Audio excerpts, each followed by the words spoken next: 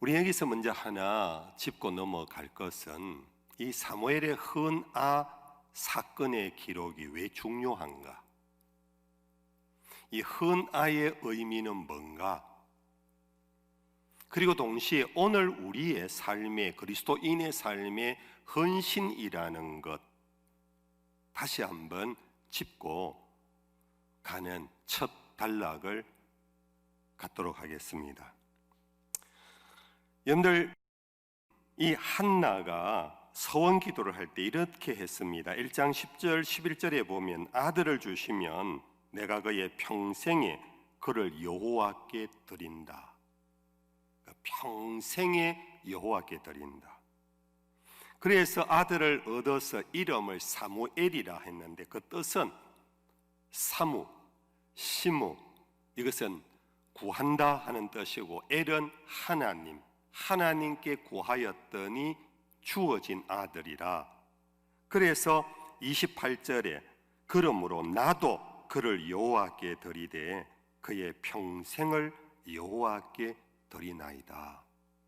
여기 평생이라는 이 단어의 코테이션을 찍고 우리가 생각해 볼 필요가 있습니다. 우리는 일전에 헌신 예배라는 그런 표현으로 각 기관이 다시 한번 응집하고 다시 한번 사명감을 일깨우고 다시 한번 옷매무새를 고쳐잡아 우리의 할 일을 더 열심히 하자, 이런 의미의 헌신 예배를 드려왔습니다. 근데 헌신은 한 번 드리면 내 것이 아니라는 거, 너무나 단순한 상식인데도 불구하고 우리는 드렸다가 다시 되찾아가는 일이 너무나 빈번하기 때문에, 아니 그게 현실이기 때문에 우리는 자꾸 또 헌신 예배, 헌신이라는 용어를 쓰고 있습니다. 여러분들, 헌신이란 한 시간을 드리는 게 아닙니다. 평생을 드립니다. 이거는 끝까지 드림으로 주권이 이제 나에게서 떠났다라는 뜻입니다. 사무엘을 하나님 앞에 헌화하는 이 장면을 통하여서 이 아이는 평생을 하나님께 드립니다. 주권이 하나님에게 있습니다. 여러분들, 이 사무엘이 사사시대의 마지막 지도자라는 거 여러분들 아실 것입니다. 그는 이스라엘의 왕국 시대로 넘어가는 그런 터닝 포인트에서 그는 중요한 몫을 했습니다. 이스라엘의 왕을 세웠습니다. 사울을 세우고 이어 다윗까지 세웠습니다. 여러분들, 이 사사시대와 왕국시대의 차이가 뭔지 아시지요? 사사시대는 사사가 다스렸고 왕국시대는 왕이 다스렸다라는 외형적 정치적 제도의 의미가 있는 게 아닙니다. 우리가 사는 데 사사시대의 인생의 삶의 방정식은 그 당시 사람들은 왕이 없으므로 각기 자기 소견에 옳은 대로 살았더라. 저마다 다 개별화되어 있다는 것, 저마다 자기 생각 속에, 자기 이데올로기 속에, 자기 문화 속에, 자기 처지와 형편 따라 살아간 것이 바로 통치자가 없던 사사시대의 삶의 패턴이었습니다. 이러한 시대를 종식시키고 새로운 역사, 새로운 왕국의 역사로 나아가기 위해서는 지극히 개인주의적인, 지극히 이기적인 삶의 패턴을 끊을 수 있는 존재, 그게 바로 하나님에게 어릴 때부터 헌화된, 이제는 내 것이 아니요, 내 인생이 아니며 내 모든 삶은 그 주도권이 하나님에게 있다. 이게 바로 사무엘의 헌화 사건을 이렇게 길게 성경이 기록한 이유입니다.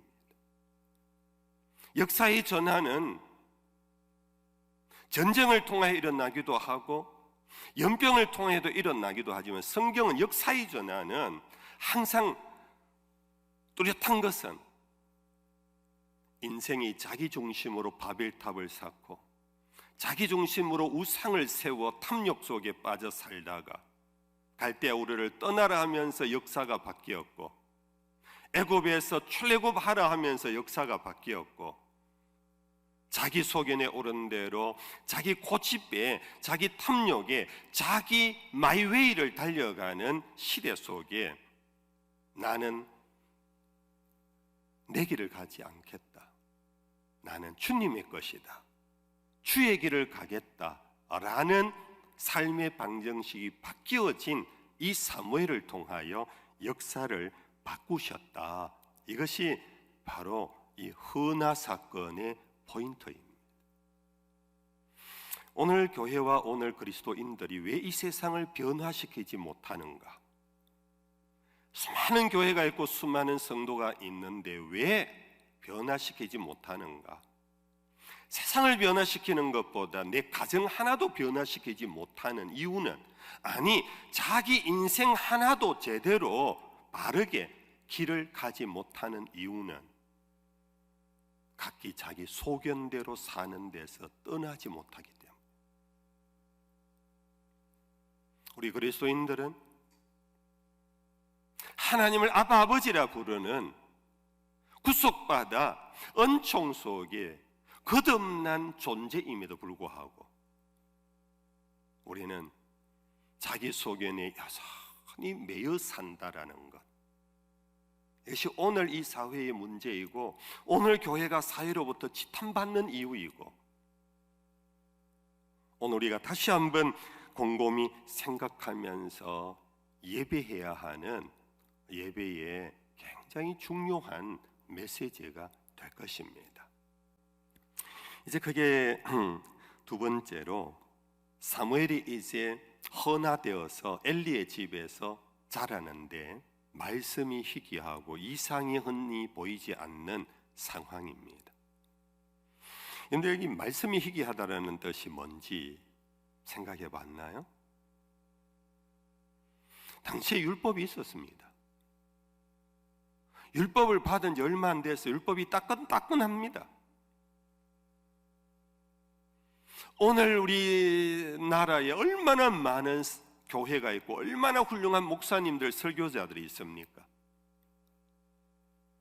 여러분들, 그런데 말씀이 희귀하다는 것은 뭐냐면 자기 소견에 오른 대로 살려고 하는 그 고집, 마이웨이가 너무 강하니까 이게 말씀이 그에게 역사하지를 못하는 모습이 바로 이 모습입니다. 우리 흔히 그런 얘기 하잖아요.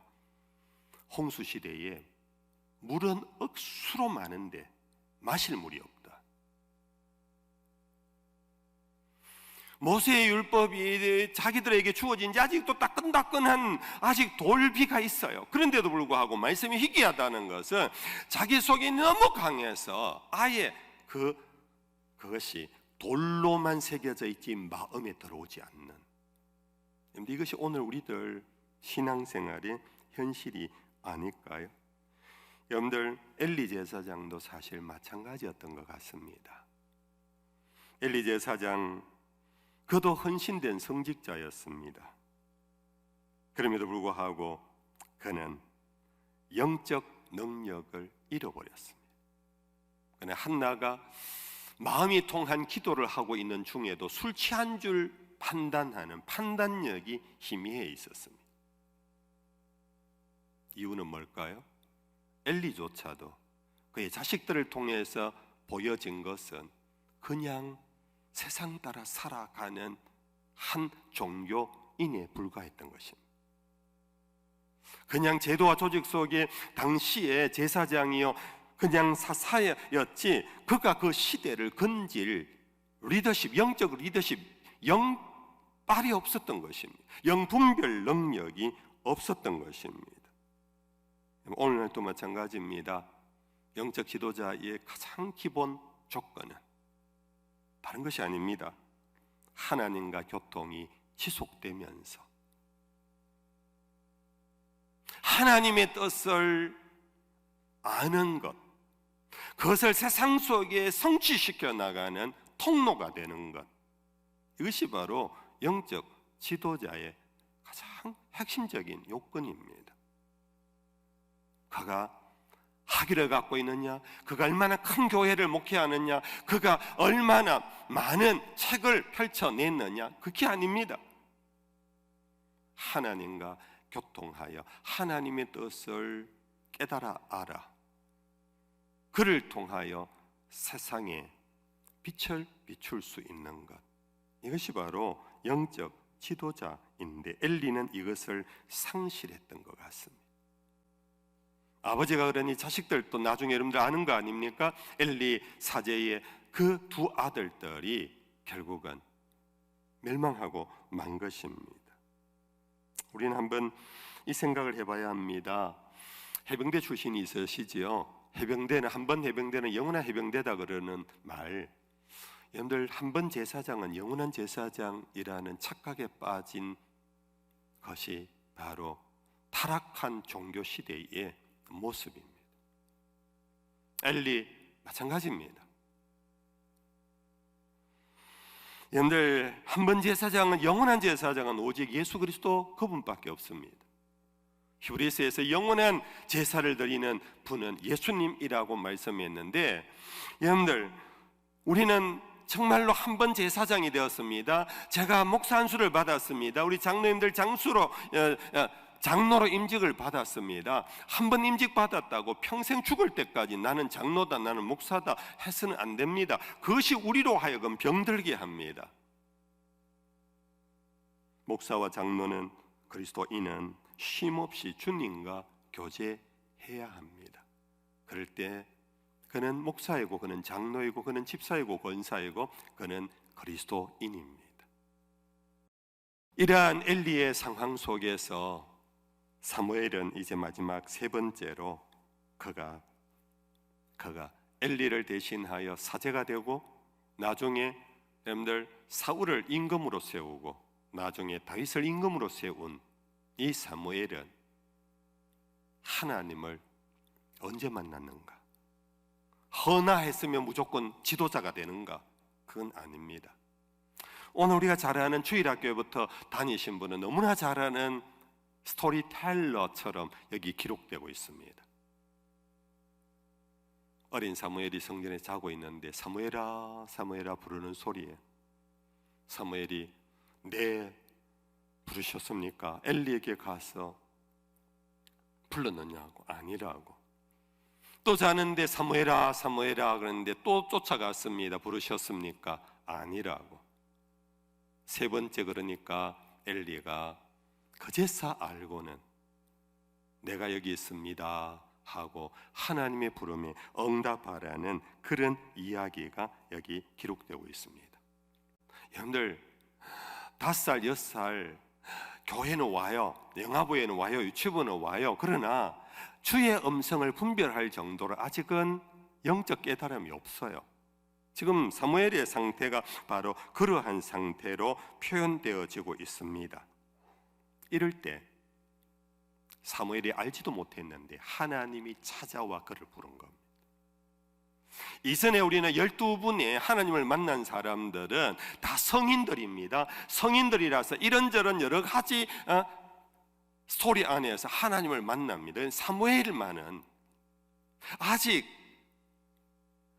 어떤 지적 능력이나 영적 능력이 없어요. 그럼에도 불구하고 하나님을 만나는 사건, 그것은 하나님이 찾아와서 그를 부름으로 처음 사무엘이 하나님이신 줄 아는 그러한 모습으로 기록되고 있습니다. 이것을 다른 말로 말하면 계시적 은총입니다. 여러분들 계시라는 것 아시지요?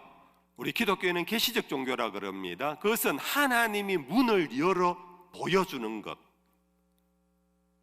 우리가 하나님을 알지도 못하는데 하나님이 하늘 문 열고 당신의 나라를 보여주는 것, 이게 계시라는 거예요. 이 사무엘을 통하여 바로 계시적 은총을 우리에게 보여주는 거예요. 사도 바울은 로마서에서 우리가 아직 연약할 때에, 우리가 아직 죄인 되었을 때에 하나님께서 그리스도를 죽임으로써 우리에 대한 사랑을 확정시켰다. 우리는 예수도 모르고 하나님도 모르고 아무것도 모르는데 이미 벌써 하나님은 우리가 아무것도 모를 그때에 우리를 사랑하사 그리스도를 십자가에 죽게 하심으로. 이게 바로 계시적 은총입니다. 여러분들, 사무엘이 아직 어려서 여호와를 알지도 못하고 말씀을 듣지도 못한 그때에 찾아오신 하나님은 달리 말하면은 하나님이 좀 급하신 것 같아요. 한 20살 좀 자라고 난 다음에 그가 율법을 깨우쳐 여호와가 누구신 줄 어떤 여러 가지 모습에서 그가 어느 정도 숙달된 다음에 찾아오지 아니하고 어린 사무엘에게 찾아온 것은 하나님의 급하심을 보여. 하나님이 급하다 이 말은 오늘 우리들의 어떤 성질 급한 것으로 연결하지 마십시오. 이것은 은유적인 표현입니다. 이것은 그만큼 세상이 너무 어두웠고 정말 이 세상 하나님 한시라도 더 지체하면 구원할 길이 없을 것 같다라는 하나님의 열심을 보여주는 그런 표현으로 이해하시면 됩니다. 어찌 보면 우리나라가 지금 그런 상황인지도 모르겠어요. 이렇게 하나님이 급해서 먼저 찾아오셔서 그를 부르시고 말씀하신 이후에 뒤에 보면은 하나님이 그의 평생에 사무엘과 함께하여 그를 통하여 하나님의 말씀이 선포되며 그 모든 말씀이 땅에 떨어지지 아니하더라. 결국은 사무엘은 선지자로 세움을 받는데 그것이 바로 하나님의 전적 은총 속에, 찾아오심의 은총 속에, 하나님의 급하신 사랑 속에 사무엘은 하나님의 종이 되는 것입니다. 이후 사무엘은 오로지 그의 입에는 하나님의 말씀만이 있었고 그러므로 사무엘의 입에서 나오는 모든 말씀은 땅에 떨어져 헛되지 아니했다라고 그렇게 뒷부분에 기록되고 있습니다. 여러분들, 이럴 수 있었던 것은 사무엘은 자기가 세월이 지나면서 이제는 내가 선지자인데 이제는 내 말도 좀 할까? 내 생각도 좀 한번 펼쳐볼까? 이러지 않았다라는 것을 의미합니다. 여러분들 아시는 대로 백성들이 사무엘을 찾아와서 우리에게도 이방 나라처럼 왕을 세워주소서 할 때 사무엘은 사실 속상했어요. 내가 지금 버젓이 나라 잘 다스리고 있는데 저들이 또 다른 지도자를 원하니까 속상했어요. 그럴 때에 사무엘이 안 된다 이놈들아, 내가 있는데 뭐 또 다른 왕이 필요하냐, 그렇게 말하지 아니하고 그는 여호와께로 올라가서 아뢰었어요. 여호와의 백성들이 이렇게 부르짖고 있습니다. 하나님이 그에게 말씀하셨어요. 사무엘아, 섭섭해하지 마라. 저 백성들이 너를 싫어하는 것이 아니라 나를 두기를 싫어하는 거다. 그렇지만 허락해라. 그래서 사무엘은 정말 마음에 원하지 않았지만 자기 소견대로 하지 아니하고 하나님께 물었고 하나님은 허락을 하라. 하나님의 주도권을 인정하고 세워준 왕이 사울입니다. 여러분들, 사울이 왜 폐위된지 아시지요? 아말렉 전쟁에서 아말렉을 진멸하라 그랬는데 그 속에 있는 양과 소 많은 것들을 가지고 올라왔습니다. 나름 자기의 변명이 뭡니까? 하나님 앞에 드릴 제물로 삼으려고. 이게 뭡니까? 자기 소견에 옳은 대로 행한 겁니다. 이스라엘이 왕정으로 넘어가는 첫 임금이 사사시대의 사람들의 삶의 방정식에서 떠나지를 못했던 겁니다. 자기는 오히려 사무엘에게 와서 얘기하면 사무엘로부터 칭찬받을 줄 알았어요. 그 아말렉 사람들은 다 진멸해도 이 좋은 소와 양떼, 염소떼를 갖고 오면 사무엘이 좋아할 줄 알고 데리고 온 거예요. 이게 자기 소견에 옳은 대로라는 겁니다. 하나님은 그를 폐위할 수밖에 없었던 것입니다. 왜요? 사사시대를 벗어나지 못했기 때문입니다. 오늘날도 마찬가지입니다. 많은 사람이 자기 생각에 옳은 대로 이게 왜 잘못인데, 이게 교회를 위한 거고 나라를 위한 거고 막 그러는 중에 소견과 소견이 충돌하는 거예요. 소견과 소견이 막 싸움을 하는 거예요. 그런데 이럴 때 우리는 그리스도인은 하나님께 올라가야 되는 거예요. 하나님께 물어야 되는 거예요. 성경을 펼쳐야 되는 거예요. 사무엘은 결국은 사울을 폐위시킵니다. 하나님의 뜻에 따라 폐위를 시킵니다. 그러나 그의 실제적인 정치 권력은 계속 유지됩니다. 그런 위험한 상황 속에서 하나님은 사무엘에게 이새의 집에 가서 그 집의 아들을 왕으로 세우라고 명령합니다. 여러분들 아무리 사사지만 현 왕이 있는데 또 다른 사람에게 여러분들 기름 부어 왕을 세우면요, 이건 역적입니다. 국가 반역자입니다. 죽음의 길이에요. 그럼에도 불구하고 사무엘은 이미 헌화된 사무엘입니다. 주도권이 하나님에게 있습니다. 그래서 끝까지 하나님이 하라는 대로 이새의 집에 갔다 아닙니까? 근데 그 순간도 아시지요? 이새의 집에 아들들이 있는데 첫째 아들 보니까 와, 이 청년을 두고 하나님이 말씀하셨구나, 기름을 부으려고 했잖아요. 그런데 아니라 그랬어요. 내가 잘못 생각했는가? 둘째 아들이 왔어요. 또 이 둘째 아들도 좋네 하고 기름 부으려고 했잖아요. 아니라 그랬어요. 여기서도 사무엘은 사사시대와 사울의 모습과 달리 자기 소견이 있었어요. 자기 소견이 이 사람이 하고 자기 소견이 있었어요. 그런데 하나님이 아니라 하니까 자기 생각을 다 내려내요. 이게 사무엘의 인생이에요. 이게 사무엘을 통하여 우리에게 보여주신 하나님의 지금 뜻인 거예요.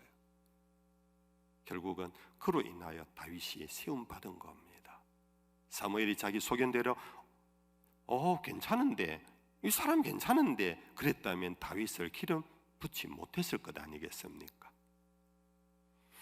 이것이 바로 평생을 하나님께서 사무엘과 함께 하셨고 그의 입에서 떨어지는 모든 말씀이 땅에서 헛되게 되지 않고 성취한 이유인 것입니다.